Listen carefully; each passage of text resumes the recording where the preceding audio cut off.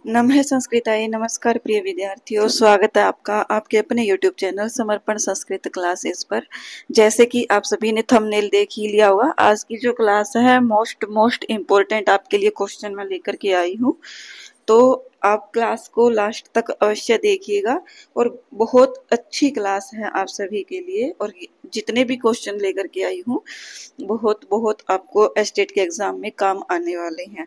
तो please class को share करना मत भूलिएगा और कमेंट और लाइक आपके बता देंगे कि आपको क्लास कितनी पसंद आई है, इसलिए प्लीज आप कमेंट जरूर करके बताना, इससे मुझे भी थोड़ा सा मोटिवेशन मिलता है। चलिए क्लास को शुरू करते हैं।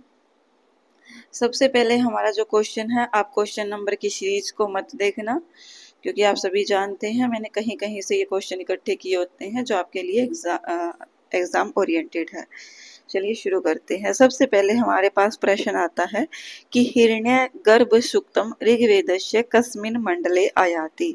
हिरण्यगर्भ सूक्त जो है वो ऋग्वेद के किस मंडल से आया है? तो ये आप सभी जानते हैं किस मंडल से आया है। ये आया है हमारे ऋग्वेद के 10वें मंडल से। किस मंडल से है? 10वें मंडल से है। और संख्या कितनी है तो इसके बारे में थोड़ा सा मैं आपको सामान्य परिचय बता देती हूँ। इसकी जो संख्या है वो 10 मंडल का 121वां सूक्त है। और इसमें जो टोटल मंत्र हैं वो भी पूछे जा सकते हैं। तो मंत्र कितने हैं इसके अंदर? 10 ही मंत्र है। 10वें मंडल का 10वां 121वां सूक्त है, मंत्र 10 है। अगर हमसे छंद पूछा जाए तो छंद यहाँ पर हो जाएगा त्रिष्टुप। छंद कौन सा है? त्रिष्टुप है। इसके बाद इसमें अगर हमसे ऋषि पूछे जाएं तो ऋषि कौन हो जाएंगे? ऋषि हिरण्यगर्भ है। कौन है ऋषि? हिरण्यगर्भ। हिरण्यगर्भ आप देवता मत कर देना, क्योंकि अभी तक हमने जो भी पढ़ा है जैसे इंद्र सूक्त है, अग्नि सूक्त है, तो उन सभी में जो हमारे देवता थे वो सभी सूक्त के नाम वाले थे। लेकिन ये जो सूक्त है इसमें ऋषि का नाम लिया गया है। हिरण्यगर्भ ऋषि है, देवता नहीं है, ध्यान रखिएगा। और जो देवता है इसके वो कौन है? देवता है इसके कैसंज्ञक प्रजापति। कौन है? कैसंज्ञक प्रजापति। कैसंज्ञक प्रजापति इसके कौन है? देवता है।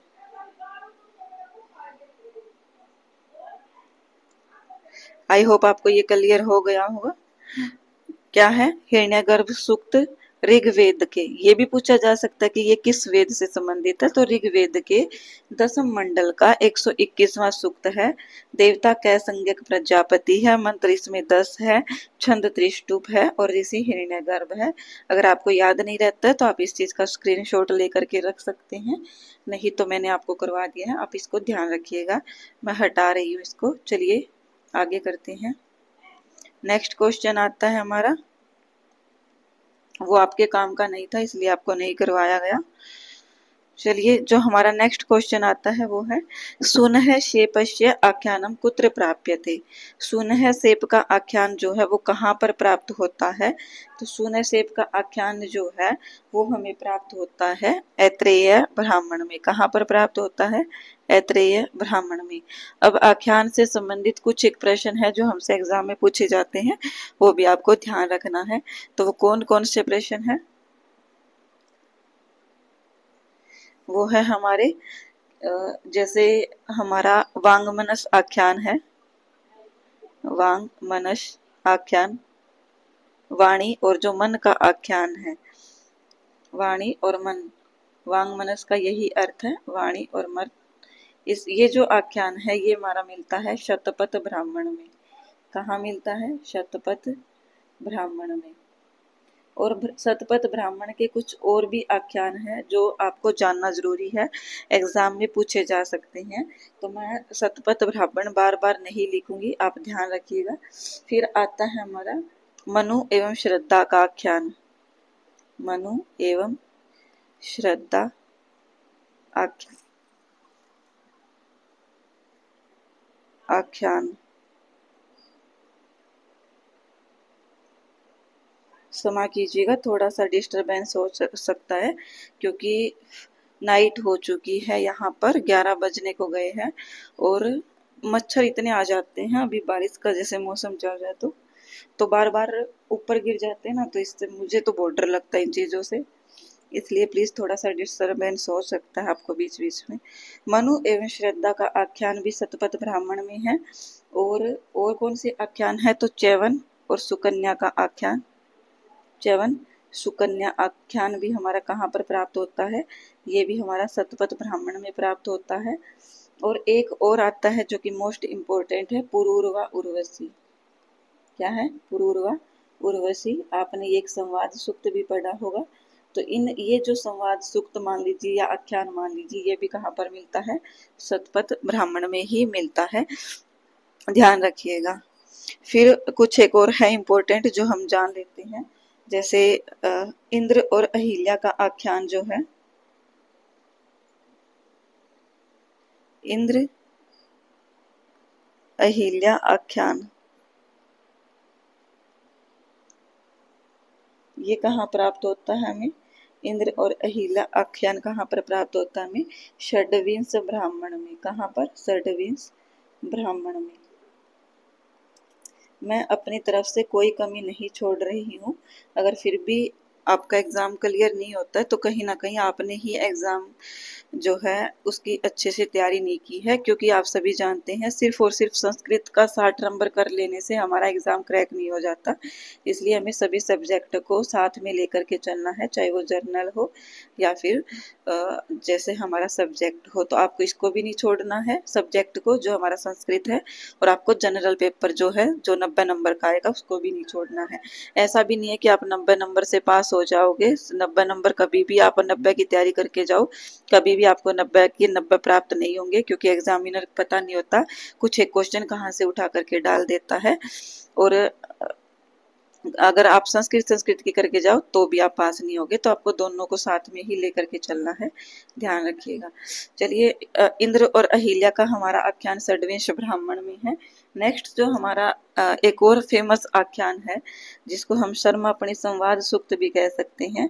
शर्मापणि संवाद सूक्त, शर्मापणि संवाद सूक्त, ये कहाँ सूक्त समझ लीजिए या फिर आख्यान समझ लीजिए। तो ये किससे संबंधित है, ये सामवेद के जैमिनीय ब्राह्मण से है। किससे है, जैमिनीय ब्राह्मण।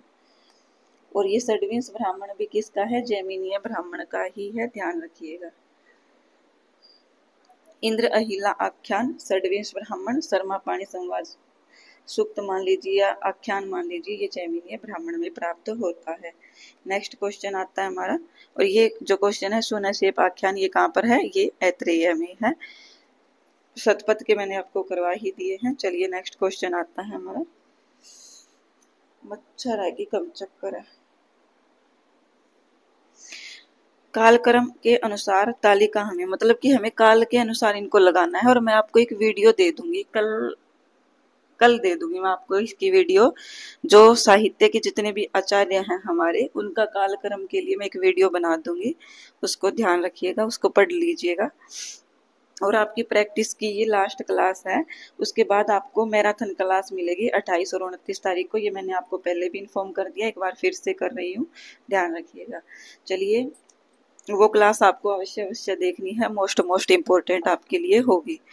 तो यहाँ पर जो हमारा कालक्रम के अनुसार हमें चुनना है, तो सबसे पहले हमारे आते हैं भरत मुनि, जिन्होंने किसकी रचना की थी, नाट्य शास्त्र की, जो इनका फेमस ग्रंथ है, जिनके वजह से नाट्य शास्त्र की वजह से ही इनको प्रसिद्धि प्राप्त हुई थी। फिर इनका जो समय है भरत का, वो क्या है, 300 ईसा पूर्व। क्या है, 100 से 300 ईसा पूर्व। आप थोड़ी सी मेरी आवाज को सुनते हुए चलिएगा, कहीं आप बोलो कि मैम ये आपने क्या लिख दिया। कभी कभी पेन ऐसा ही चलता है ये फोन के ऊपर। फिर नेक्स्ट है हमारा मम्मट। दूसरे नंबर पर हमारे ये आएगा हमारा मम्मट, जिसकी जो कौन सी शताब्दी है, 12वीं शताब्दी। कौन सी है, 12वीं शताब्दी। फिर नेक्स्ट आएंगे हमारे विश्वनाथ कविराज, इनकी शताब्दी कौन सी है, इनकी 14वीं शताब्दी है। और इसके बाद हमारे अंतिम में जो आएंगे वो आएंगे जगन्नाथ, जिनकी 17वीं शताब्दी है। कौन सी 17वीं। तो हमें इनको कालक्रम के अनुसार लगाना है। तो हमारा जो सही ऑप्शन होगा वो कौन सा हो जाएगा, सही ऑप्शन जो होगा वो होगा हमारा, देखो सबसे पहले भरत है तो बी ऑप्शन होना चाहिए। सबसे पहले बी यहाँ पर भी है, यहाँ पर भी है और यहाँ पर भी है, तो ये तो हमारा गलत हो गया, ये गलत हो गया हमारा। इसके बाद हमारा आना चाहिए डी, तो डी हमारा यहाँ पर है, यहाँ पर है, तो ये भी हमारा गलत हो गया है। फिर नेक्स्ट आना चाहिए हमारा सी, सी यहाँ पर है लेकिन यहाँ पर सी लास्ट में है, तो ये भी हमारा गलत हो गया है। तो सही ऑप्शन हो जाएगा हमारा ऑप्शन नंबर 1। आई होप आपको ये क्लियर हो गया होगा। इनका कालक्रम आपको कल की एक क्लास में दे दूंगी, वहां पर आप याद कर लेना। चलिए नेक्स्ट क्लास है, नेक्स्ट क्वेश्चन आता है, धर्म सूत्रम केन वेदांगेन सह संबंधम अस्ति। धर्म सूत्र जो है वो किस वेदांग से संबंधित है। तो धर्म सूत्र आप सभी जानते हैं हमारा एक कल्प वेदांग का हिस्सा है, जिसमें 4 आते हैं हमारे कल्प वेदांग का हिस्सा है, जिसमें हमारे 4 आते हैं। एक आता है हमारा ग्रह सूत्र, धर्म सूत्र, सुलभ सूत्र और कल्प सूत्र, ये हमारे 4 आते हैं, तो ये ध्यान रखिएगा। ग्रह सूत्र, धर्म सूत्र, सुलभ सूत्र और कल्प सूत्र, ये हमारे 4 आते हैं, तो ये कल्प वेदांग का ही हिस्सा है। फिर है निरुक्त दिशा पद जातानि कति संति। तो निरुक्त के अनुसार पद कितने हैं, और ये ऐसा प्रश्न एस्टेट में आया है, इसीलिए मैंने उठाया है। कहीं आप सोचो कि मैम हमारे सिलेबस में निरुक्त नहीं लगी है तो हम नहीं करके जाएंगे, तो इस भ्रम में मत रहना, क्योंकि एग्जामिनर कहीं से भी आपसे अब भी एग्जामिनर कुछ भी पूछ सकता है, क्योंकि हमारे 23 का जो पेपर हुआ था उसमें आया था। तो पद जातानि कितने हैं, तो चत्वारी पद जातानि कितने हैं, चत्वारी पद जातानि। कौन कौन से हैं, नाम, आख्यात, उपसर्ग और निपात, ये 4 होते हैं। नाम, आख्यात, उपसर्ग और निपात, ये 4 होते हैं, ध्यान रखिएगा। और नाम क्या होता है, सत्व प्रदानानि नामानि, अर्थात जिसको हम एक संज्ञा मात्र समझ लेते हैं। सत्व प्रदान अर्थात द्रव्य प्रदान जो होता है वो नाम होता है। आख्यात जिसमें क्रिया होता है, आख्यात क्रिया को हम आख्यात, जैसे धावती, पचती, तो ये सब हमारी क्रिया है, तो ये आख्यात हो जाएगा। उपसर्ग निपात आप सभी जानते ही हैं। अथर्ववेदस्य किम ग्रह सूत्रम अस्ति। नेक्स्ट क्वेश्चन आता है हमारा कि अथर्ववेद का जो ग्रह सूत्र है वो कौन सा है, तो ये हो जाएगा हमारा, अथर्ववेद का ग्रह सूत्र हो जाएगा हमारा कौशिक ग्रह सूत्र, अथर्ववेद से संबंधित है। किससे संबंधित है कौशिक ग्रह सूत्र, अथर्ववेद से, तो ऑप्शन नंबर 3 हमारा सही हो जाएगा। नेक्स्ट क्वेश्चन है, ऋग्वेद प्रातिशाख्यस्य प्रवक्ता कः अस्ति। ऋग्वेद प्रातिशाख्य के प्रवक्ता कौन है, तो ये हम सभी जानते ही हैं, कौन है, शौनक। शौनक जो है वो ऋग्वेद प्रातिशाख्य के प्रवक्ता है, ध्यान रखिएगा। चलिए नेक्स्ट क्वेश्चन, आख्यात उपयोगे इत्यत्र प्रयुक्तस्य उपयोग शब्दस्य को अर्थ है। तो ये हमारा आख्यात उपयोगी, ये सूत्र कहाँ पर आया था, ये हमें पता होना चाहिए, हमारा कारक में आया था। तो यहाँ पर ये इसका अर्थ पूछा गया है, तो इसका अर्थ हो जाएगा नियम पूर्वक विद्या स्वीकार करना। जब हम गुरु के पास जा करके स्कूल में, या फिर अभी जैसे स्कूल है, पहले आश्रम वगैरह होते थे, तो वहां पर जब हम नियम पूर्वक विद्या को स्वीकार करते हैं, इसी को कहते हैं आख्यात उपयोगी।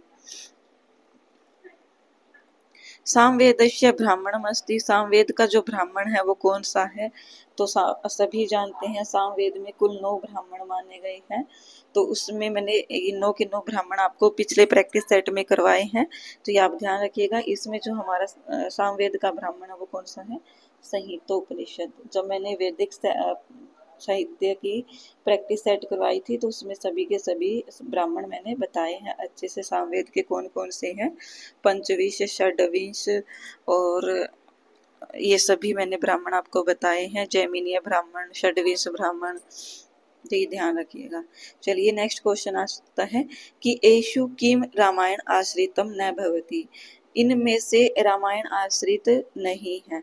ये आपके लिए एक होमवर्क क्वेश्चन है, ये आप चाहे कहीं से भी सर्च करके दीजिएगा, आपको बताना है। मुझे ये पता है, और ये आपको मिलेगा कहाँ, ये भी बता देती हूँ, ये आपको रामायण में मिलेगा। क्योंकि रामायण आधारित प्रश्न पूछे जाते हैं और ये यूजीसी नेट में भी पूछा जाता है प्रश्न कि रामायण पर आधारित प्रश्न कौन से हैं और रामायण पर आधारित ग्रंथ और महाभारत पर आधारित ग्रंथ कौन कौन से हैं। मैं आपको सिर्फ ये जो होमवर्क दिया है इसमें से ये बता सकती हूँ कि उत्तर रामचरितम जो है रामायण पर आश्रित है और रघुवंश भी रामायण पर आश्रित है। लेकिन आपको इन दोनों के अंदर से इन दोनों में से आपको ये क्वेश्चन बताना है। मैं आपको नहीं बताऊंगी कि ये महानाटकम होगा या फिर पंचरात्रम होगा जो रामायण पर आश्रित नहीं है, ये भी ध्यान रखना। ये दोनों उत्तरामचरितम और रघुवंशम तो है, लेकिन इनमें से ऐसा कौन सा है जो रामायण पर आश्रित है, या तो ये बता दीजिए या फिर नहीं है वो वाला बता दीजिए। तो दोनों में ही आपका आंसर जो है निकल आएगा। ये आपके लिए होमवर्क है, आप कमेंट करके बताना मुझे, ठीक है। चलिए, एषु किम पर्व महाभारते नास्ति, इनमें से कौन सा पर्व महाभारत में नहीं है, तो ये हो जाएगा हमारा सभा पर्व है, भीम पर्व, अरे भीम पर्व नहीं है, भीष्म पर्व है। कौन सा है? भीष्म पर्व। और आप सभी जानते हैं भीष्म पर्व से संबंधित हमारा एक ग्रंथ लिखा गया है जो कि बहुत प्रसिद्ध है। कौन सा है? श्रीमद् भगवत गीता। तो ये अगर ये पूछा जाए कि श्रीमद् भगवत गीता महाभारत के किस पर्व से संबंधित है, तो भीष्म पर्व से हो जाएगी। वन पर्व है और शल्य पर्व भी है, तो भीम पर्व नहीं होता, भीष्म पर्व होता है। इसलिए यहाँ पर नास्ति पूछा गया तो ऑप्शन नंबर 2 हमारा सही हो जाएगा अकॉर्डिंग टू प्रश्न। एषु की महापुराणम अस्ति, इनमें से महापुराण कौन से हैं, तो महापुराण आपको सभी के सभी हमारे 18 महापुराण हैं और 18 ही हमारे उपपुराण हैं। ये संख्या पूछी जा सकती है कि उपपुराण कितने हैं या पुराण कितने हैं, तो 18 पुराण है, 18 उपपुराण है।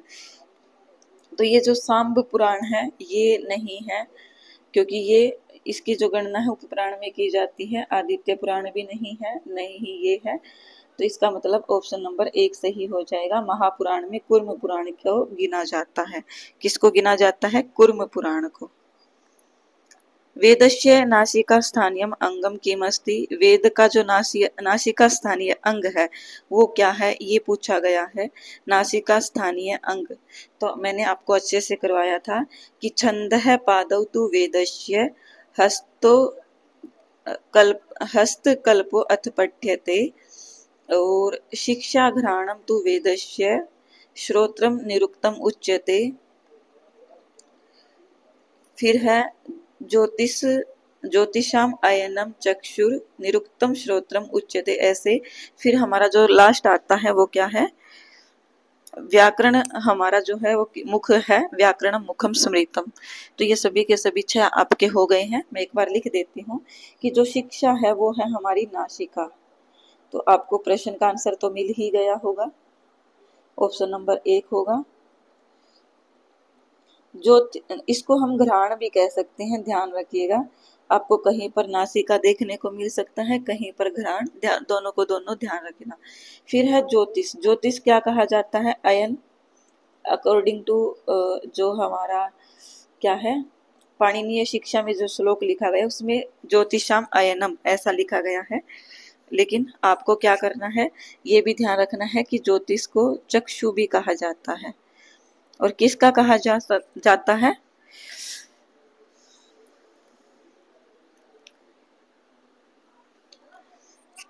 फिर है नेक्स्ट क्वेश्चन निरुक्तम। निरुक्त हमारा क्या है? श्रोत्र। क्या है? श्रोत्र। निरुक्त हमारा श्रोत्र है और व्याकरण हमारा मुख है। अब हमारे 2 हो रह जाते हैं, 6 वेदांग होते हैं, तो एक हमारा जो रह जाता है वो है कल्प। कल्प को हम हस्त कहते हैं। क्या कहते हैं? हस्त। और जो लास्ट बचता है वो है हमारा छंद। छंद को हम क्या कहते हैं? पैर। और पैर को हम संस्कृत में पादौ बोलते हैं। पादौ क्यों बोला जाता है? क्योंकि पैर एक नहीं होता, 2 होता है, इसलिए ये हमेशा द्विवचन में ही प्रयोग होगा। और हस्त भी हमारे 2 होते हैं, इसलिए ये भी 2 द्विवचन में ही प्रयोग होगा। तो आप इस प्रकार से इसको लिखेंगे। चलिए, आई होप आपको ये क्वेश्चन भी क्लियर हो गया होगा। नेक्स्ट क्वेश्चन आता है, एषु मतुप प्रत्यांतो अशुद्ध प्रयोगो अन्वेष्टव्य। मतलब इसमें से हमें क्या करना है, जो मतुप प्रत्यय से बना हुआ शब्द नहीं है वो छांटना है। तो मैं बताती हूँ आपको, जब हम किसी भी शब्द में मतुप प्रत्यय लगाते हैं, मतुप, तो या तो मत शेष मत मीन्स कि इसका मत शेष बचता है, लेकिन कभी कभी इसका क्या हो जाता है, वान आदेश हो जाता है इसको। और ये वान आदेश कब होता है, ये होता है हमारा जब अकारांत हो तब, और उपदा में मैं मकारांत हो, किसी के क्या हो, उपदा में मकारांत। तो ये देखो, उपदा में मकारांत लक्ष्मी शब्द है, इसके मैं है, तो ये हमारा सही है। और विद्या ए और आ, तो ये दोनों ही इंक्लूड हो जाएंगे ए के अंदर। तो यहाँ पर ज्ञान हमारा क्या है, ज्ञान जो है, ज्ञान मैंने जो है कहीं से पढ़ा था, वैसे हम अगर ज्ञान को शुद्ध रूप में लिखे तो ज्ञानम लिखा जाता है, ज्ञानम। लेकिन मैंने इसका सेम उदाहरण ये देखा है, ज्ञानवान बनता है और विद्या का विद्यावान। लेकिन मुझे यहाँ पर जो है, जहाँ पर मैंने देखा वो 100% श्योर थे, लेकिन मुझे कहीं ना कहीं ये डाउट लग रहा है कि ये ही जो है नहीं होना चाहिए, क्योंकि उपदा में मकार बोला गया था, न कि लास्ट में मैं। तो कहीं ना कहीं हमारा ऑप्शन जो है मतुप प्रत्यांत ये ही गलत होगा, क्योंकि यव शब्द में अकारांत है, यह शब्द में अकारांत है, इसलिए ज्ञानवान। वैसे ज्ञानवान सही बन रहा है, लेकिन मैं ये आपको सर्च करके बताऊंगी, क्योंकि मैंने जहां पर ये देखा है ना, वो बिल्कुल ऑथेंटिक रूप में देखा है, और फिर भी मुझे ये डाउट लग रहा है। तो मैं ये आपको जो नेक्स्ट हमारी जब भी क्लास होगी उसमें ये डाउट बताऊंगी। अगर आपको पता है तो आप कमेंट करके बता देना। मुझे तो यहाँ पर यही लग रहा है कि ज्ञानम को अगर जब हम लिखते हैं तो ज्ञानम का जो हमारा रूप लिखा जाता है वो ज्ञान ज्ञान नहीं होता, ज्ञानम लिखा जाता है। तो हम इसको ही सही माने, यव तो हमारा यव ही होता है, तो यहाँ पर यव प्लस मतु पे यववान हो गया। लेकिन अकॉर्डिंग टू जो आंसर की है वो इसको यववान को ही सही माना गया है, इसलिए आप भी इसी को सही मान लीजिए। हो सकता है कि ज्ञान को अकारांत ही मान लिया गया और इसलिए इसको ज्ञानवान बना दिया गया हो, इसलिए आप ऑप्शन नंबर 1 को ही सही मानेंगे कि इसमें से जो अशुद्ध विकल्प है वो यववान ही है, आंसर की में यही माना गया है। चलिए आगे नेक्स्ट क्वेश्चन है, भवाती इति कस्मिन लकारे रूपमस्ति। तो आप सभी जानते हैं कि जैसे मैंने लोट लकार पढ़ रखा है, लंग लकार पढ़ रखा है, लुंग पढ़ रखा है, वहां पर कहीं पर भी भवाती रूप नहीं बनता। लोट का अगर हम करें तो भवतु भवताम भवंतु, भव भवतम भवत, भवानी भवाव भवाम। उसके बाद लंग लकार अभवत अभवताम अभवन अभव अभवतम अभवत अभवम अभवाव अभवाम। लुंग में भी नहीं बनता है। इसका मतलब यही हुआ कि ये जो रूप बना रहा है ये कहाँ बन रहा है, ऑप्शन नंबर 1 में लेट लकार में बन रहा है। फिर है अभिजान शाकुंतले दुष्यंतस्य पुरोहितः भवति। अभिजान शाकुंतल में दुष्यंत का पुरोहित होता है। कौन होता है, तो वो होता है हमारा मारीच जो है एक ऋषि है, गालव मारीच ऋषि का जो है शिष्य है गालव। और वातायन कौन है, कंचुकी है, कंचुकी है। तो यहाँ पर हमारा जो सही ऑप्शन हो जाएगा वो हो जाएगा सोमरात। पुरोहित कौन है, सोमरात है, राजा दुष्यंत का पुरोहित सोमरात है, ध्यान रखिएगा। फिर है एशु पाठक गणेशु गुणेशु कह गण्य थे। तो यहाँ पर पाठक के गुणों में पूछा गया है, तो गीति शिगरी सिरह कंपी ऐसे प्रकार से ये जो होते हैं ये हमारे अदम पाठक के लक्षण होते हैं, लिख करके पढ़ना। तो ये हमारा अक्षर व्यक्ति जो है ये ही हमारा पाठक के गुणों में गिना जाएगा। इस प्रकार से आप ऑप्शंस को एलिमिनेट करना सीख जाओगे। फिर है ये देखो कितना अच्छा प्रश्न, और आपको एग्जाम में इस ऐसे ही देखने को मिल सकता है सुक्ति से रिलेटेड।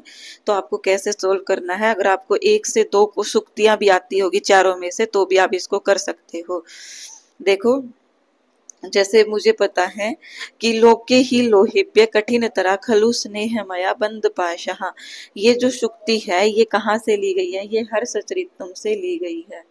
कहाँ से ली गई है? हर्षचरितम से। तो सबसे पहले मैं देखूंगी कि ए का दूसरा ऑप्शन कहाँ पर है। तो ए का दूसरा ऑप्शन ऑप्शन नंबर 2 में है और ऑप्शन नंबर 3 में है। इसका मतलब जो हमारा ये है पहला और चौथा कट गया है। इसके बाद हमें सिर्फ एक और ध्यान रखना है, इससे हमारा क्वेश्चन एलिमिनेट हो जाएगा। तो वरम विरोधो अपि समम महात्म भी क्या है? वरम विरोधो अपि समम महात्म भी, ये कहाँ से ली गई है? ये किराता अर्जुनियम की है। तो बी का हमारा जो ऑप्शन होगा वो 4 होगा और बी का 4 ये देख सकते हैं, ए का 2 बी का 4 और हमारा ऑप्शन आ गया है। आगे चाहे आपको सुक्ति का पता हो ना पता हो, लेकिन आपने ऑप्शन को एलिमिनेट कर लिया। तो ये क्वेश्चन ऐसे ही हो जाते हैं, सिर्फ आपको 1 या 2 पता होना चाहिए। बाकी मैं आपको बता देती हूँ कि श्री हर्ष निपुण कवि, तो आपको देखते ही पता लग रहा होगा कि श्री हर्ष की रचना क्या है? रत्नावली है। और गजेंद्र नरेंद्र ये बाकी जो बच गए ये कहाँ से है? मुद्रा राक्षस से है। और वरम विरोधोपि किरातार्जुनियम का, और ये जो है हर्षचरित का है। तो ध्यान रखिएगा। चलिए नेक्स्ट क्वेश्चन करते हैं। तद अन्वये शुद्धिमति प्रसूत है शुद्धिमत है रघुवंशी अयम पद्यांश है, किससे संबंधित है? तो ये है हमारा राजा दिलीप से। किससे है? दिलीप से। ये दिलीप से नहीं होना चाहिए क्योंकि यहाँ पर तदन्वय वंश के बारे में वर्णित किया गया है। तो ये रघु के बारे में होगा। ऑप्शन नंबर 2 रघु के बारे में, क्योंकि आगे जो रघु का ही दिलीप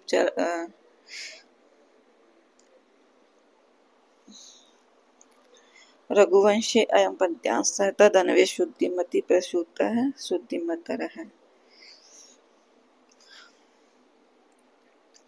तो यहाँ पर यही होगा सही ऑप्शन। नेक्स्ट क्वेश्चन है जो हमारा ज्ञान विज्ञान योग है श्रीमद् भगवत गीताया कतमो अध्याय है?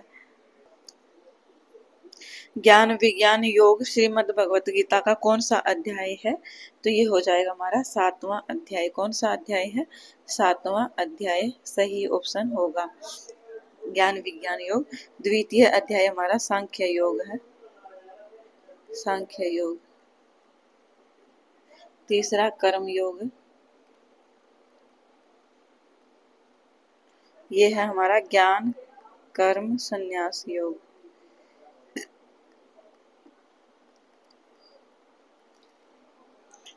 ध्यान रखिएगा। चलिए नेक्स्ट क्वेश्चन है हमारा एषु कस्य महापुराणेषु अंतर्भावो नास्ति, इनमें से किसका महापुराणों के अंतर अंतर्भाव नहीं होता है?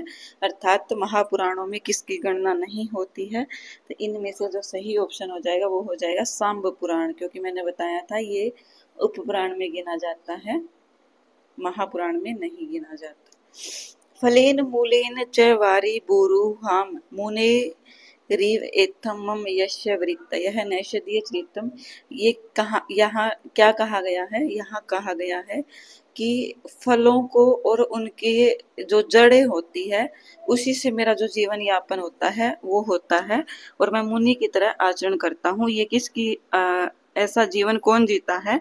तो नैषधीय चरितम में ऐसी जो सुक्ति है, ये उक्ति है, ये हंस के द्वारा कही गई है। हंस ने अपने बारे में ऐसा कहा है कि मैं फलों को और उनकी जो जड़ें हैं उनको खा करके अपना जीवन यापन करता हूँ मुनि की तरह, जो मुनि लोग होते हैं। फिर हमारा नेक्स्ट क्वेश्चन जो आता है वो है सूरिभिः कथित है इति विद्वत उपजेयम उक्ति ही अत्र विषय के तावत आनंदवर्धन मते प्रथमे विद्वांस है। तो यहाँ पर हमारा जो सही ऑप्शन हो जाएगा, तो यहाँ पर जो हमारा सही ऑप्शन हो जाएगा वो हो जाएगा वैयाकरण। हाँ, ऐसा किन्होंने कहा है? वैयाकरणों ने आनंदवर्धन के अनुसार सूरिभिः कथित है। फिर नेक्स्ट क्वेश्चन है क्रियाया प्रतिषेधे अपि फल व्यक्तिर, तो यहाँ पर आपको पढ़ते ही समझ में आ रहा होगा कि जहाँ पर क्रियाया अर्थात क्रिया क्या होता है? कारण। कारण का प्रतिषेध होने पर भी फल का अभिव्यक्त होना क्या कहलाता है? विभावना अलंकार होता है। और जहाँ पर कारण तो दिया जाए, कारण हो लेकिन फल ना हो, फल ना हो या परिणाम ना हो तो वो क्या हो जाएगा हमारा, वो हो जाएगा विशेषोक्ति अलंकार। क्या हो जाएगा, विशेषोक्ति अलंकार। तो ऐसा प्रश्न आपको देखने को मिल सकता है, पीवाईक्यू में आया भी है, तो ध्यान रखिएगा। हर्षरितम कतिषु उच्छ्वासेषु रचितम अस्ति। हर्षरित जो है वो कितने उच्छ्वासों में रचित है, तो 8 उच्छ्वास है। कितने हैं हर्षरित में, 8 उच्छ्वास है, ध्यान रखिएगा। नेक्स्ट प्रश्न जो हमारा आता है ये देखो, माता भूमि ही पुत्रो अहम पृथिव्यः इति उद्धरणम कस्मिन् सतले वर्तते। ऐसा उद्धरण जो है कहाँ पर मिलता है, तो ये हमें मिलता है ऋग्वेद के अथर्ववेद के पृथ्वी सूक्त में। कहाँ पर मिलता है, अथर्ववेद के पृथ्वी सूक्त में ये वर्णन हमें मिलता है, क्योंकि यहाँ पर भूमि के बारे में बताया गया है। और ये सूक्ति मोस्ट इम्पोर्टेंट है एस्टेट की, तो ये प्रिय सूक्ति या प्रिय मंत्रोक्ति मान लीजिए, हर बार एग्जाम में देखने को मिलती है। तो ये आप ध्यान रखिएगा, ये पृथ्वी सूक्त से ली गई है। पृथ्वी सूक्त किस वेद से संबंधित है, अथर्ववेद से संबंधित है, ध्यान रखना। फिर नेक्स्ट क्वेश्चन आता है, अथर्ववेदीय पृथ्वी सूक्तस्य देवता वर्तते। तो अथर्ववेद के पृथ्वी सूक्त के जो देवता है वो कौन है, भूमि है। यहाँ पर देखो लिखा भी हुआ है। तो अथर्ववेद के पृथ्वी सूक्त के जो देवता है वो कौन है, भूमि है। कौन है, भूमि है। नेक्स्ट क्वेश्चन जो है हमारा, ब्राह्मण ग्रंथानाम विषयो नास्ति। ब्राह्मण ग्रंथों का विषय नहीं है, तो कौन सा नहीं है, यहाँ पर विधि है, पूरा कल्प है, निर्वचन है, छंदो विवेचनम ब्राह्मण ग्रंथों का विषय नहीं है।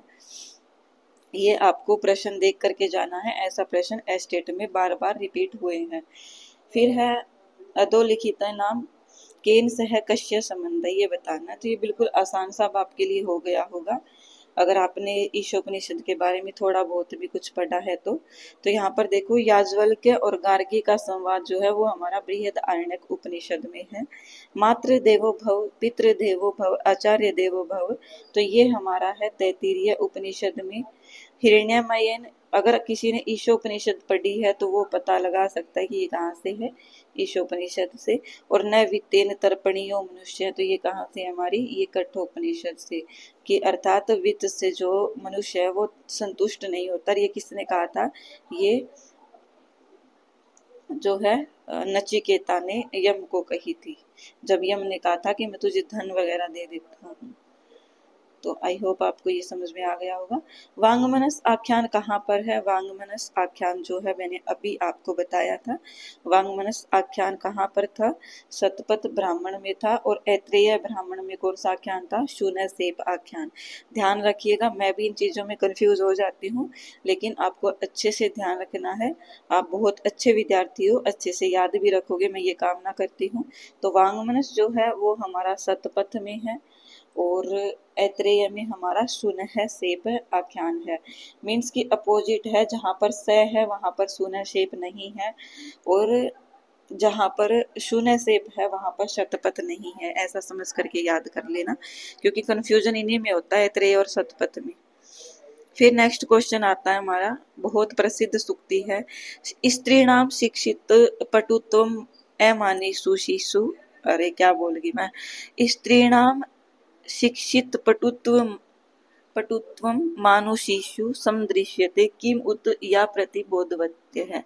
तो यहाँ पर क्या कहा गया है, यहाँ पर कहा गया है कि जो स्त्रियां होती है वो स्वभाव से ही ऐसी चतुर होती है, और ये मतलब कि इनको पढ़ाया लिखाया नहीं गया है, क्योंकि उस समय इतना पढ़ाई वगैरह नहीं होती थी जब ये बात कही गई थी स्त्रियों के लिए। लेकिन मतलब कि जब कुछ न जानते हुए भी इतना कुछ जानती है, ऐसा इसमें कहा गया है। तो यहाँ पर क्या कहा है, ये सूक्ति किसकी है, तो ये दुष्यंत ने कही है। किसको कही है, शकुंतला को। तो ये ध्यान रखिएगा। नेक्स्ट जो प्रश्न आता है, चत्वारि श्रृंगा त्रयो अस्य पादा द्वे शीर्षे सप्त हस्ताशो अस्य त्रिदा बद्धो वृषभो रोरवीति महो देवो मर्त्या आविवेश है। तो ये हमारा एक व्याकरणिक जो है वो मान लीजिए, तो इसमें हमें बताया गया है कि कौन कहाँ से क्या लिया गया है। तो यहाँ पर हमसे सिर्फ ये पूछा गया कि इस मंत्र में 3 पाद है, त्रयो अस्य पादा, इत्यस्य कीदृशं विवरणं प्रदत्त महाभाष्यकृता। तो यहाँ पर जो है ये तीन जो पाद है इसके ये क्या है, भूत भविष्य और वर्तमान काल है। क्या है, भूत भविष्य और वर्तमान काल।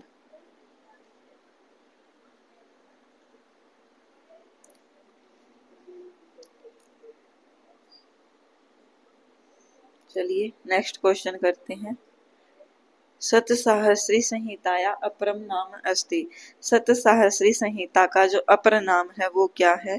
तो सतसाहस्री संहिता हम सभी जानते हैं महाभारत को कहा जाता है, रामायण को चतुर्विंशति साहस्री संहिता कहा जाता है। तो ये ध्यान रखना है, छोटी छोटी चीजें एग्जाम में ऐसे प्रश्न आपके आते हैं। फिर है नेक्स्ट क्वेश्चन, गतम तिरश्चिनम अनुरुषार्थे प्रसिद्धम ऊर्ध्व जवलनम हविर्भुज है, शिशुपाल वदे अस्मिन् पद्यांसे अनुरुसार्थी ही भवति। अनुरुसार्थी, शिशुपाल वध से आपको बहुत से विशेषण देखने को मिलेंगे, तो ये विशेषण आपको ध्यान रखना है। तो यहाँ पर जो हमारा सही ऑप्शन होगा वो क्या हो जाएगा, सूर्य। ये किसके लिए कहा गया है, अनुरुसार्थे, ये सूर्य के लिए कहा गया है। और यहाँ से एक वीणा भी पूछी जाती है, नारद की वीणा। तो नारद की वीणा का नाम क्या है, वीणा, ध्यान रखिएगा, नारद की वीणा जो है वो है महती नाम की। क्या है, महती। और जो उदयन की वीणा है, उदयन, राजा जो उदयन है उसकी वीणा का नाम क्या है, तो उसकी वीणा जो है वो घोषवती। क्या है, घोषवती। ऐसे प्रश्न आए हैं इसलिए ध्यान रखना, हो सकता आगे भी आ जाए। तो नारद की वीणा महती है और उदयन की वीणा घोषवती है। तस्य अभावम जगदुर परे भाक्तम आहुस्तम अन्ये। तो यहाँ पर भाक्त, भाक्त, तो ये तीन प्रकार के ध्वनि मत हैं। किसमें है ये, ध्वन्यालोक के अंदर। क्या है, किसमें है, ध्वन्यालोक के अंदर। तो भाक्त कौन है, जो लक्षणा के अंदर ही ध्वनि को अंतर्गत मानते हैं वे हैं। चलिए ये तो बिल्कुल आसान सा है, आप कर ही दोगे कि अधो अंकितशु एकम असत्यम अस्ति। असत्य में छांटना है तो ये हम कर ही सकते हैं, बिल्कुल आसान है। अंधन्तम है प्रविशन्ति ये केच आत्महनो जनाः। ये कहाँ से है, ईशावास्य उपनिषद से ही है। तो ये सही लिखा गया है हमारा, तो ये सही हो जाएगा, पहला ऑप्शन सही है। असत्य पूछा है। और ईशोपनिषदि 10 मंत्र सन्ति। अरे रे, ईशोपनिषद में कितने मंत्र है, ईशोपनिषद में 18 मंत्र है। कितने मंत्र है, 18 मंत्र है। तो ये ही हमारा क्या हो जाएगा, असत्य हो जाएगा। नचिकेत कथा जो है कठोपनिषद में वर्णित है। नचिकेता ने 3 वर मांगे थे, ये भी जो है कठोपनिषद का ही है। और नचिकेता ने 3 वर में सबसे पहला वर कौन सा मांगा था, अपने पिता की प्रसन्नता मांगी थी। दूसरे में मांगा था उसने अग्नि विद्या का ज्ञान। और तीसरे में आत्मा के बारे में जो है उन्होंने जाना था, दिव्य विद्या या अग्नि विद्या कह लीजिए। काव्य प्रकाशे का वाक्य एकस्मिन् यत्र अनेकार्थता भवेत काश्य अलंकारस्य परिभाषेयम्। जहाँ पर अनेक अर्थ होते हैं, एक मतलब एक वाक्य में अनेक अर्थ होते हैं, वो किस अलंकार का है, तो श्लेष का हो जाएगा, क्योंकि श्लेष में चिपका हुआ होता है। तो इसका जो सही वेद होगा वो यही होगा, वाक्य एकस्मिन् यत्र अनेकार्थता भवेत। तो यही ऑप्शन सही होगा यहाँ पर। फिर है नेक्स्ट क्वेश्चन, अहम राष्ट्रीम संगमनिम वशूनाम चिकितुषी प्रथमा यज्ञियानाम इति उद्धरणम अस्ति। ये कहाँ से लिया गया है, ये लिया गया है हमारा वाक सूक्त से लिया गया है। अब वाक सूक्त हमारा पहली बात तो ऋग्वेद का है, तो ये नहीं होगा, क्योंकि ये अग्नि सूक्त है, ये पृथ्वी सूक्त है, ये भी नहीं होगा। शून्य शेपाख्यान, ये भी नहीं होगा। तो हमारा ऑप्शन नंबर 1 सही हो जाएगा। अहम राष्ट्रीय संगमनी वशुनाम, तो ये वाक सूक्त का है। वांगमनस आख्यान, ये देखो फिर से यही सेम क्वेश्चन रिपीट हो गया है। तो ये हमारा क्या है, अभी मैंने बताया कि वांगमनस आख्यान कहाँ पर है, सतपथ पे और शून्य पे से पिन एत्रेय में है, क्योंकि अपोजिट है एक दूसरे की। अब तो मुझे भी याद रहने लग गया है। ये क्वेश्चन, अस्तो मा सद्गम्य तमसो मा ज्योतिर्गम्य मृत्योर्मामृतम गम्यते उद्धरणम कुत्र वर्तते। ये जो उद्धरण है ये कहाँ पर है, तो ये ईशोपनिषद में तो नहीं है, कठोपनिषद में भी नहीं है, तो ये बृहद आरण्यक उपनिषद का भी नहीं है, ये ऑप्शन नंबर केन उपनिषद का ही हमारा जो है सही हो जाएगा। अस्तोमा सदगम्य तमसोमा ज्योतिर्गम्य, ये केन उपनिषद का है। वेदस्य घ्राणम किम उच्यते, वेद का घ्राण क्या कहा जाता है? तो शिक्षा मैंने अभी आपको बताए हैं, बार बार मैं आपका समय खराब नहीं करूंगी। फिर है धर्म आदि साधन उपाय है, सुकुमार क्रमोदित है, काव्य बंदो अभिजाता नाम हृदय आह्लाद कारक है। ये कहाँ से लिया गया है? ये काव्य का फल जो है ये किसने कहा है? वक्रोक्ति जीवितम में कहा है। किसने? कुंतक ने। वक्रोक्ति जीवितम किसकी रचना है? आचार्य कुंतक की है। और हो सकता है आगे ये भी पूछा जाए कि ये किसने कहा है या किसके काव्य में है, तो ये ध्यान रखिएगा। गति बुद्धि, ये प्रश्न एक बार के लिए आप छोड़ दीजिए, ये मैं आपको बाद में करवाऊंगी क्योंकि मुझे ये अच्छे से याद नहीं आ रहा और मेरी जो नोटबुक है वो लाइब्रेरी में पड़ी है। काव्य प्रकाश से प्रोक्तिर्भेदकई शिलिष्टई इति कस्य अलंकारस्य लक्षणम, तो ये किसका हो जाएगा? प्रोक्ति भेदकई, ये हो जाएगा समासोक्ति का। किसका हो जाएगा? समासोक्ति का। तो आप एक एक शब्द को पहचान करके भी अपना जो लक्षण है वो ठीक कर सकते हैं। निम्नलिखितेषु को ग्रंथ है शिक्षा वेदांगस्य विद्यते, निम्नलिखित में से कौन सा ग्रंथ शिक्षा वेदांग में विद्यमान है? तो ये हो जाएगा हमारा ऋक् प्रातिशाख्य। कौन सा हो जाएगा? ऋक् प्रातिशाख्य। ऑप्शन नंबर 2 सही हो जाएगा। समीचीनम उत्तरम चिनुत, समीचीन उत्तर हमें चुनना है, तो रक्त संज्ञा जो है हमारा, रक्त संज्ञा जो है हमारा वो सही हो जाएगा। रक्त संज्ञा क्या क्या होता है? अनुनासिक। रक्त संज्ञा क्या होता है? अनुनासिक होता है, तो इसका सही ऑप्शन हो जाएगा ए का 3। और ईदु देद द्विवचनम प्रगृह्यम, तो इसका हो जाएगा 4। फिर नेक्स्ट जो क्वेश्चन है हमारा संयोगस्तु, तो ये संयोग व्यंजन सन्निपात है संयोगस्तु, तो इसका सही ऑप्शन ये हो जाएगा। और अष्टौ समानाक्षराणि आदित है, तो ये हमारा सही ऑप्शन इस प्रकार से बन जाएगा। अच्छी लग रही है ना ये तीर सी? देखो मैंने धनुष चलाना भी सीख लिया आपको पढ़ाते पढ़ाते।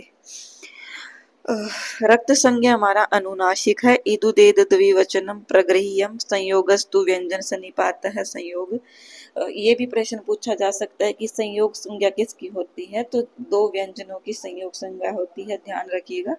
और जो हमारा 8 है वो समान अक्षर 8 है। संध्या अक्षर कितने हमारे? 4 हैं, ध्यान रखना है आप सभी को। और चलिए अब इसका ऑप्शन देखने की आवश्यकता नहीं है, आपको उत्तर पता होना चाहिए। फिर है नेक्स्ट हमारा क्वेश्चन कति भाव विकारः, तो ये 6 है, किसके अनुसार है? ये 6 जो है ये किसके अनुसार है? ये 6 किसके अनुसार है? तो ये आ जाएंगे हमारे, ये 6 जो है ये षड भाव विकार, ये निरुक्त में कहे गए हैं। ऐसा कहाँ पर वर्णित है? निरुक्त में। और एक ऐसे ही विशेषता पूछी गई थी, कहाँ पर? निरुक्त के अंदर से, कि षड भाव विकारा भवन्ति इति, ये मत किसका है? और ये स्टेट में पूछा गया था। और जब मैंने फर्स्ट टाइम एग्जाम दिया तो मुझे ये नहीं पता था कि ये किसने पूछा है। तो ये किसने पूछा नहीं, किसने कहा है? ऐसी उक्ति किसने कही है कि 6 भाव विकार होते हैं? तो ये कहा है, किसने कहा है? वार्ष्यायणी ने। किसने? वार्ष्यायणी ने। तो ये आपसे पूछा जा सकता है, ध्यान रखिएगा। वार्ष्यायणी कि 6 भाव विकार होते हैं, ये वार्ष्यायणी ने कहा है। किसने कहा है? वार्ष्यायणी ने। मैं इतना फोकस करके क्यों बोल रही हूँ? क्योंकि ये रिपीट हुआ है एग्जाम में 2-3 बार, मैंने PYQ भी देखे हैं। और जब मैंने एग्जाम दिया था 23 में तब भी ये पूछे गए थे। फिर जो हमारा नेक्स्ट क्वेश्चन आता है पाप चारिणो दस्योर नाशक है वैदिक देव है, तो दस्यु का नाशक कौन है? हमारा इंद्र देवता है। कौन है? इंद्र देवता है। कौन है? इंद्र देवता है हमारा, ध्यान रखिएगा। तो इसका जो सही ऑप्शन हो जाएगा ऑप्शन नंबर 1 हो जाएगा। नेक्स्ट जो क्वेश्चन आता है छंद है इति वेदांगस्य प्रतिनिधि ग्रंथ है, छंद है सूत्रम केन रचित है, तो ये किसके द्वारा रचित है? ये है हमारा आचार्य पिंगल के द्वारा। किसके द्वारा है? आचार्य पिंगल के द्वारा रचित है, ध्यान रखिएगा। मोस्ट इम्पोर्टेंट है। पाणिनि ने अष्टाध्यायी लिखी है, व्याडी मुनि जो है कौन जाने हैं, कौन है और इनकी रचना क्या है, मुझे इनके बारे में इतना नहीं पता है, तो मैं आपका भी समय खराब नहीं करूंगी। और पतंजलि और ना ही हमारे सिलेबस में लगा है, तो हमें पढ़ने की भी आवश्यकता नहीं है। और पतंजलि जो है इनकी जो रचना है वो क्या है, हमारी महाभाष्य। क्या है, महाभाष्य, ध्यान रखिएगा। और पतंजलि तीसरे नंबर पे आते हैं, पाणिनि पहले, कात्यायन दूसरे नंबर पर, और वररुचि कात्यायन का अन्य नाम है। और पिंगल कौन है, पाणिनि के नहीं, हाँ, आचार्य पाणिनि के ही छोटे भाई है पिंगल, क्योंकि मैंने आपको कल की प्रैक्टिस में करवाया था कि परसों की, उसमें मैंने आपको बताया था कि ये छोटे भाई है। कृष्ण यजुर्वेदस्य आर्णकम अस्ति, तो ये बिल्कुल आसान सा है। तैत्तिरीय आर्णक, ऐत्रेय आर्णक ऋग्वेद का है, छांदोग्य सामवेद का है, और सांख्यायन आर्णक भी ऋग्वेद का ही है, तो ऑप्शन नंबर डी ही सही होगा। कह पाठ है अष्टविध है, तो कौन सा पाठ 8 प्रकार का है, ये हमसे पूछा गया। तो विकृति पाठ मैंने आपको बार बार मोस्ट बार रिपीट करवाया है, तो यहाँ पर जो सही ऑप्शन हो जाएगा ऑप्शन नंबर सी। कौन कौन सी होती है, जटा, माला, शिखा, रेखा, ध्वज, दंड, रथ, घन। तो ये हमारी टोटल 8 विकृतियां हैं, जटा, माला, शिखा, रेखा, ध्वज, दंड, रथ और घन। अगर आपने जो वैदिक साहित्य की मैंने प्रैक्टिस सीरीज करवाई है वो नहीं देखी है तो देख लेना। पाणिनीय शिक्षा के अनुसार वेद का श्रोत्र, तो ये बिल्कुल आसान सा प्रश्न है, मैंने आपको बार बार बताया है। क्या हो जाएगा इसका हमारा सही ऑप्शन, तो इसका जो सही ऑप्शन होगा वो हो जाएगा हमारा निरुक्त। क्या हो जाएगा, निरुक्त सही ऑप्शन हो जाएगा। छांदोग्य ब्राह्मणम केन संबंधित, तो ये बिल्कुल आसान सा है, अभी मैंने बताया ये सामवेद से संबंधित है। किससे संबंधित है, सामवेद से। सृष्टि स्थिति प्रलय विषयकम विवेचनम उपलभ्यते, तो ये विवेचन कहाँ पर उपलब्ध होता है, ये होता है ऑप्शन नंबर, कहाँ पर होता है उपलब्ध, ये नाषदीय सूक्त में। कहाँ पर होता है, नाषदीय सूक्त में उपलब्ध होता है। कठोपनिषद के दे कठोपनिषद केन वेदेन संबंधा, कठ उपनिषद किस वेद से संबंधित है, तो ये हो जाएगा हमारा कठ उपनिषद कृष्ण यजुर्वेद से संबंधित है। किससे संबंधित है, कृष्ण यजुर्वेद से संबंधित है। किससे संबंधित है, कृष्ण यजुर्वेद से संबंधित है, तो ध्यान रखिएगा, मोस्ट इम्पोर्टेंट है। फिर है ऋग्वैदिक सुक्ति विशेष दोषा वस्त्र इति पदस्य को अर्थ है, तो यहाँ पर अर्थ क्या हो जाएगा, दोषा वस्त्र का अर्थ कौन सा सही हो जाएगा यहाँ पर, तो यहाँ पर हो जाएगा हमारा जो सही ऑप्शन होगा वो हो जाएगा यहाँ पर रात्रि और दिन। तो दोषा वस्त्र का मतलब है रात्रि और दिन। भगवत गीतायाम तृतीय अध्यायस्य नाम किम, तो तीसरे अध्याय का नाम क्या हो जाएगा, भगवत गीता के तीसरे अध्याय का नाम क्या हो जाएगा। इसका जो सही ऑप्शन होगा वो होगा हमारा ऑप्शन नंबर बी, कर्म योग। कौन सा हो जाएगा, ऑप्शन नंबर बी, कर्म योग, ध्यान रखिएगा। ग्रासमान नियम किस से संबंधित है, तो ग्रासमान आप सभी ने जानते होंगे, भाषा विज्ञान में आपने पढ़ा होगा, तो भाषा विज्ञान ध्वनि तत्व से संबंधित है, तो सही ऑप्शन हमारा हो जाएगा ध्वनि तत्वेन। अदो अंकिता नाम युग्मा नाम शुद्धाम तालिकाम चिन्होता है, तो ये बिल्कुल आसान सा है। देखो टिड्डा अण अय दव्यसज ददनय मात्रच त्यप ठक ठय कवरप कय कवरप, तो इससे हमारा किस शब्द की सिद्धि हो रही है, तो यादृशी शब्द की। किसकी, यादृशी की, इससे हमारी यादृशी शब्द की सिद्धि हो रही है। और ये कौन सा प्रत्यय करता है, गीप प्रत्यय करता है। कौन सा, गीप प्रत्यय।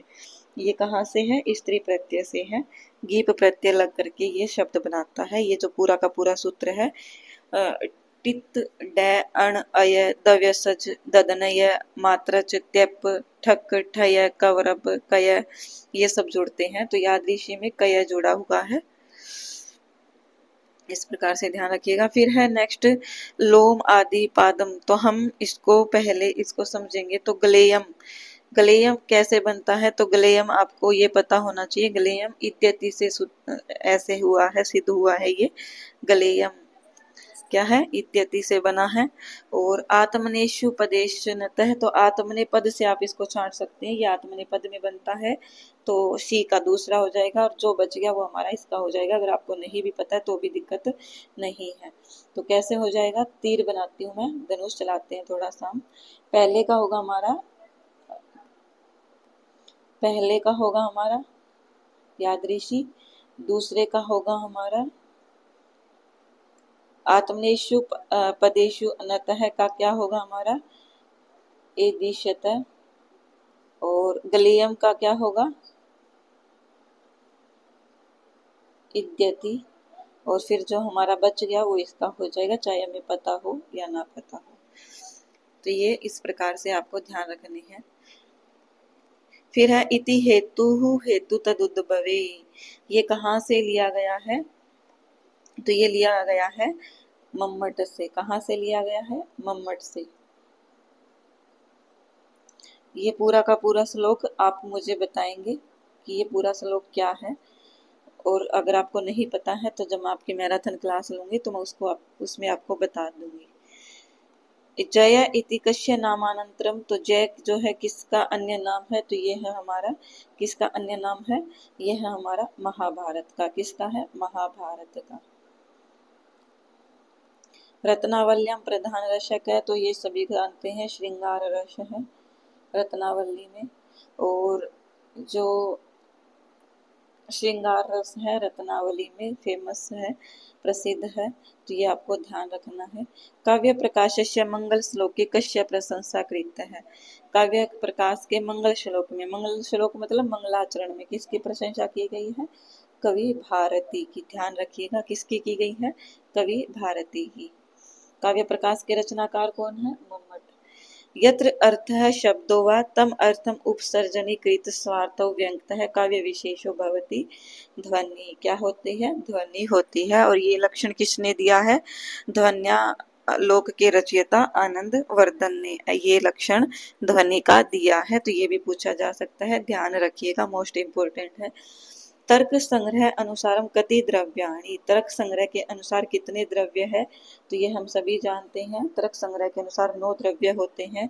पदार्थ अगर पूछा जाए तो 7 पदार्थ होते हैं, पदार्थ 7 होते हैं। और अगर गुण पूछे जाए तो 24 होते हैं। कितने, चतुर्विंशति गुणाः। ये ध्यान रखिएगा, 9 पदार्थ होते हैं, 7 पदार्थ होते हैं, 9 द्रव्य होते हैं। आकाश काल दिक आत्मा मनांसी, इस प्रकार से द्रव्य गुण कर्म ये हमारे क्या होते हैं, 9 द्रव्य होते हैं।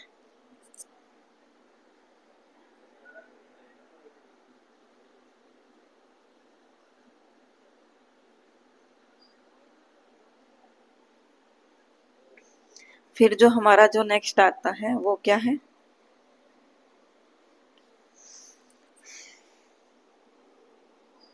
शांतम इदम आश्रम पदम सफुरति च बाहु कुतः फलम इह अश्य, कि ये जो आश्रम का मार्ग है ये बिल्कुल शांत है, तो यहाँ पर भुजाओं का फड़कना कैसे, मतलब कि ऐसा बोला जाता है कि जब किसी की दाहिनी भुजाएं फड़कती है तो उसे उसका जो है प्रियतम वहां पर मिलता है, जिससे उनकी शादी वगैरह होती है। आजकल ऐसा कुछ भी नहीं माना जाता, पहले ये सब चीजें मानी जाती थी। तो यहाँ पर राजा दुष्यंत सोच रहा है कि यहाँ पर मेरी दाहिनी भुजा फड़कने का मतलब क्या है, यहाँ पर तो आश्रम जो है वो शांत है, तो यहाँ पर ऐसा कौन मुझे मिलेगा जिससे मेरी शादी वगैरह होगी, तो ये तो बिल्कुल शांत स्थान है।